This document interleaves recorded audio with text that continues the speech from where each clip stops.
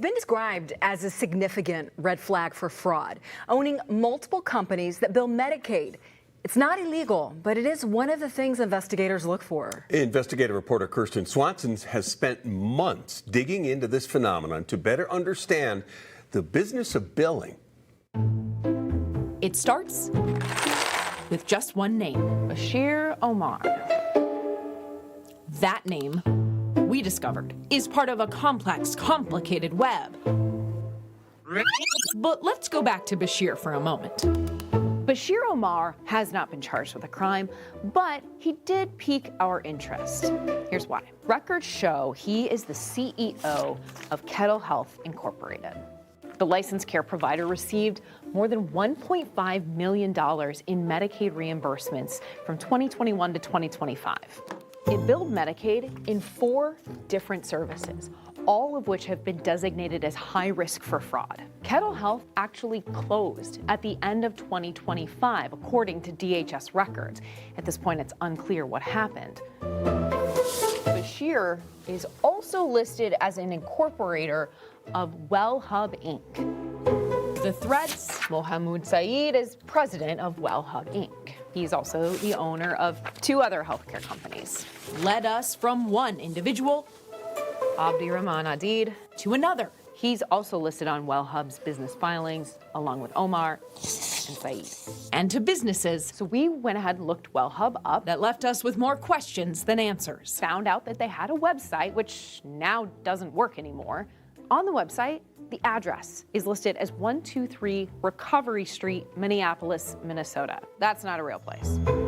These 2 businesses have the same address. It's the Griggs Midway building in St. Paul. Nova Recovery Center is connected to a trucking school in Burnsville that Bashir Omar owns and has the same address as the Recovery Center. It's actually one of the places we went to try to find Bashir. I don't think anyone has been here in months. I'm looking to get in touch with Bashir Omar. We're going to call the number that's listed for WellHub from the website and see where it goes. Your call cannot be completed as dialed. This is Kirsten Swanson with 5 Eyewitness News calling again. He's not responded to our calls or emails. None of these individuals have been charged with a crime, but they represent a growing trend first identified by federal prosecutors when investigating fraud in Minnesota's safety net programs. Many defendants in these cases were getting money from multiple government benefit programs. That's former acting U.S. Attorney Joe Thompson back in December when the government indicted 6 people for defrauding the state's housing stabilization services and autism programs. You'll see that they have multiple healthcare entities, almost each of which seems to be created to bill a specific Medicaid program, usually one of the 14. That's a significant red flag. So we wanted to know, how common is this in Minnesota? Using business records from the Secretary of State and Medicaid billing data provided by the Department of Human Services, 5 Investigates discovered dozens of individuals who own or operate multiple companies, billed the state, and collectively received more than $100 million of taxpayer money since 2018. We wanted to talk with James Clark, the DHS Inspector General, who's charged with investigating fraud, about how they keep track of all of this in their system. After waiting 5 weeks, the department declined our request for an interview, writing, "The questions you are posing require input from several different areas of DHS, each with their own areas of expertise." We will have time for Q&A at the end. So we posed our questions during a recent press call to DHS Deputy Commissioner John Connolly. One of the red flags that's been talked about a lot in the conversation around fraud is individuals who own multiple healthcare companies, which we have found are billing multiple Medicaid services in the state. How does the department keep track of these people? Sure. So I think there are 2 functions that are really key here in investigating the issues that you're raising.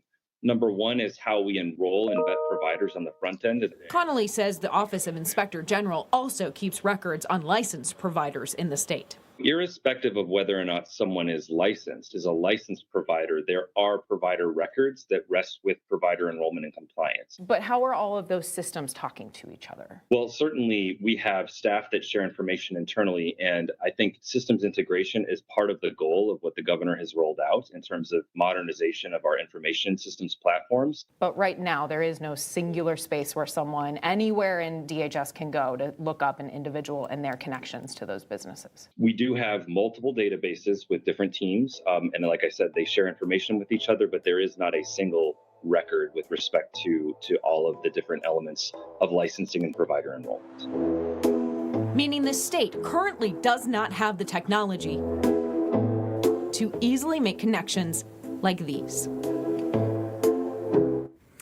Again, none of the individuals we named in this story are accused of any wrongdoing. And late last week, an attorney representing Mr. Saeed and Mr. Adid reached out to 5 Investigates. They declined an on-camera interview but did respond to our reporting. They confirmed WellHub ceased operations in October 2025. In a statement, Mr. Saeed tells us his businesses, Uplift Center and Home and Community Care Services, are active. Mr. Adid said his business, Nova Recovery Center, is also active. Both men said none of the companies have been investigated by DHS or law enforcement for allegations of fraud and have not been the subject of any payment withholding from the state. We have reached out to Mr. Bashir Omar. We have not received any response from him over the last month while we're doing this reporting. All right, Kirsten Swanson, thank you.